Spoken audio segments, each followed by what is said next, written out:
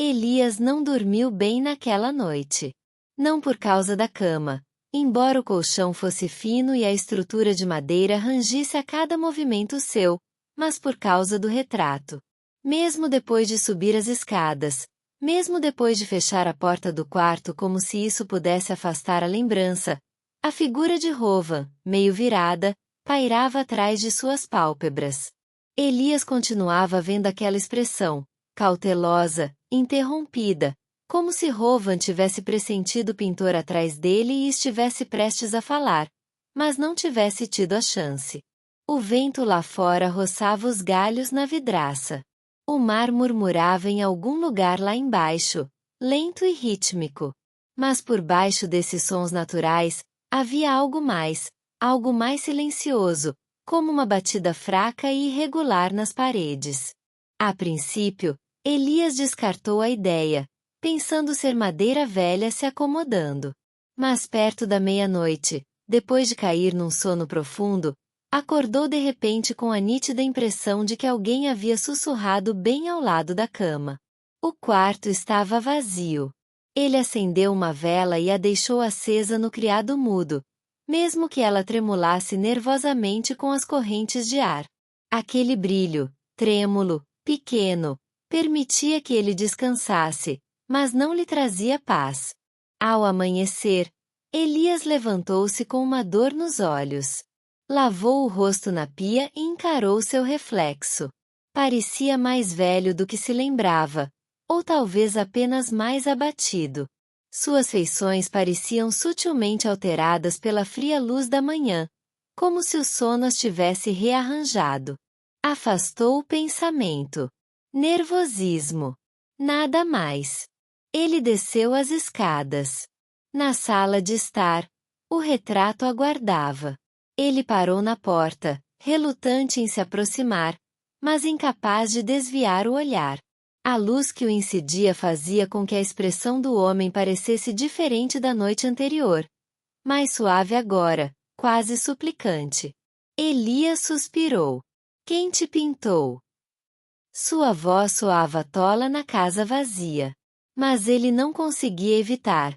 As perguntas o pressionavam com crescente insistência. Ele se lembrou de outra coisa. Um boato. Quando Rovan Ali desapareceu, sussurros se seguiram.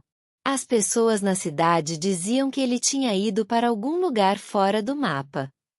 Que ele estava procurando por origens, embora ninguém soubesse do que.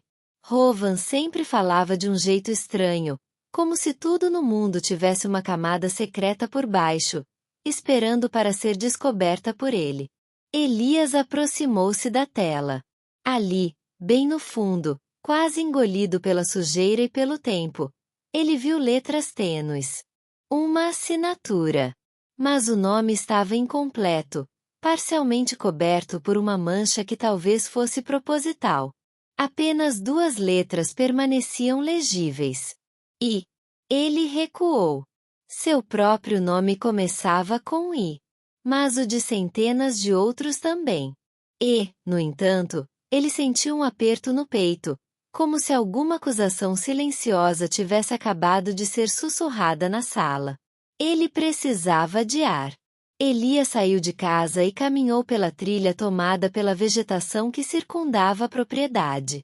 A floresta exalava um ar fresco e úmido, com o aroma de agulhas de pinheiro impregnado no ar. Quanto mais se aprofundava, mais coisas estranhas notava.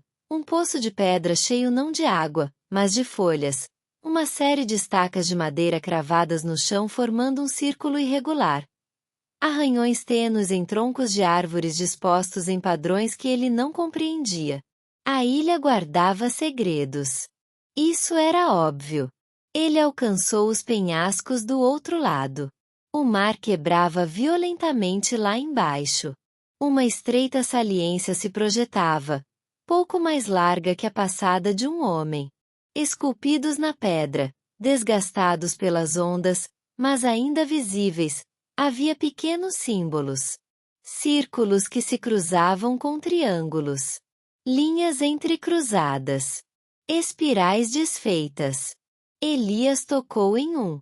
O frio emanava da pedra como se ela se lembrasse de algo que ele não lembrava. À tarde, ele voltou para casa.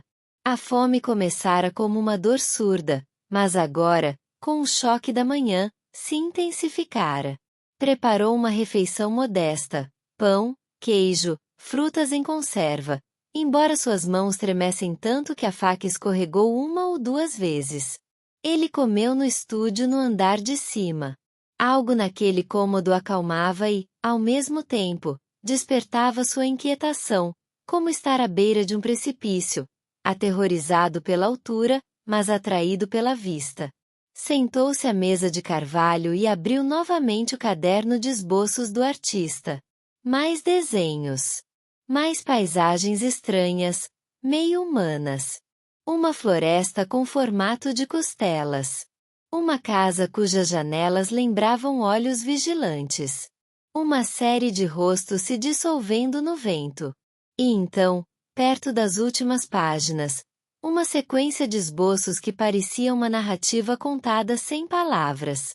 Um homem chegando a uma ilha. Uma casa à espera. Um retrato inacabado.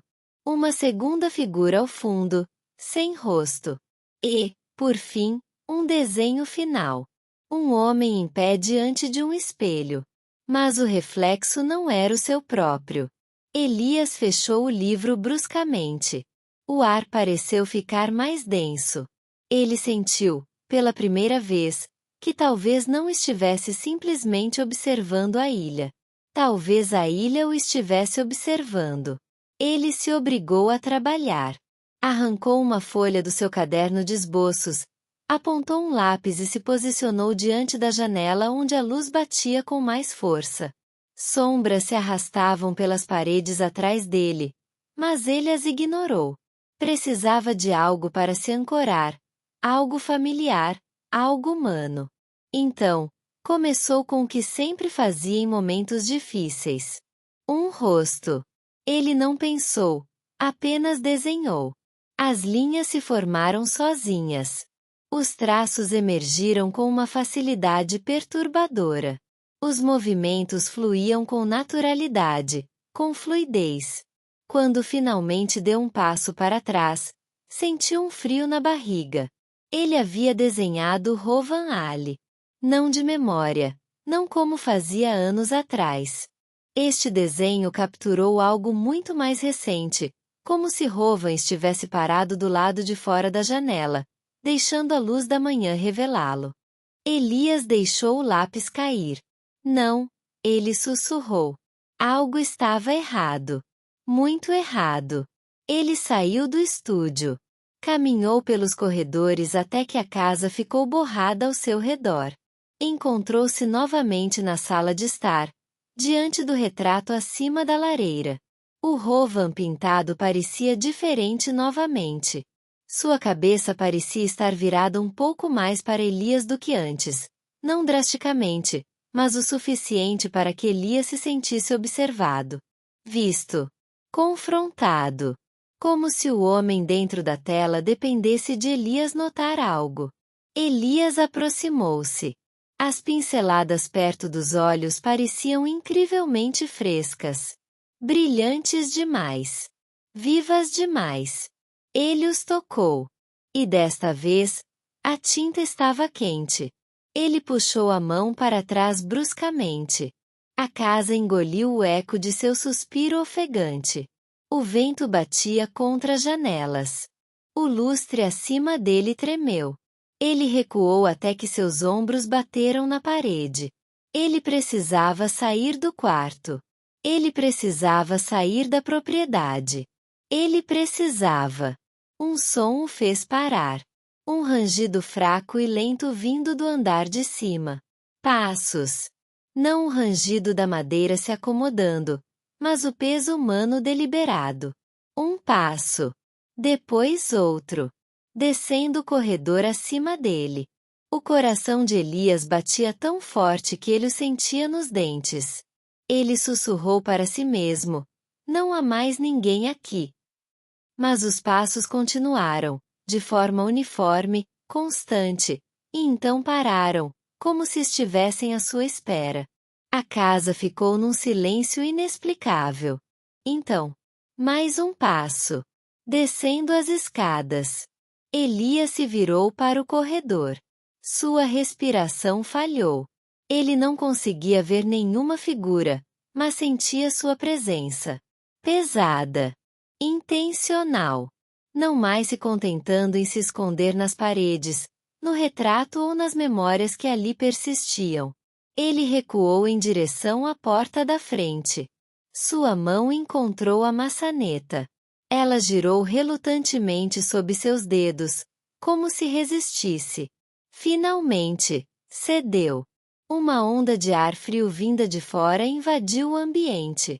Ele saiu para a varanda. E congelou. Porque, na beira da clareira, parcialmente encoberta por árvores, estava uma figura. Alto. Imóvel. De frente para ele. O vento levantou as bordas do casaco, um casaco escuro, demasiado familiar, e Elias sentiu a boca secar. Rovan? Não. Impossível. A figura não se moveu. Não acenou. Não deu um passo à frente. Simplesmente esperou. Elias piscou, e a forma se dissolveu na névoa. Sumiu. O ar lhe escapou dos pulmões num suspiro trêmulo. Ele agarrou o corrimão, lutando contra o impulso de correr até a margem, gritar pelo barqueiro, abandonar tudo que esperava realizar ali. Mas ele não conseguiu ir embora. Ainda não. Porque, se Rovan Ali estivesse morto, o que ele teria acabado de ver? E se Rovan Ali estivesse vivo? Então por que ele ainda estava naquela ilha? Um perigo que ele ainda não conseguia nomear o envolvia como um aperto invisível. Ele se virou lentamente de volta para casa. Em direção ao retrato, ao estúdio, aos passos. Em direção à verdade. Ele sussurrou para si mesmo, quase inaudível. Você veio aqui em busca de solidão. Mas o que ele veio buscar aqui? A casa não respondeu. Mas parecia, em seu silêncio oscilante, sorrir.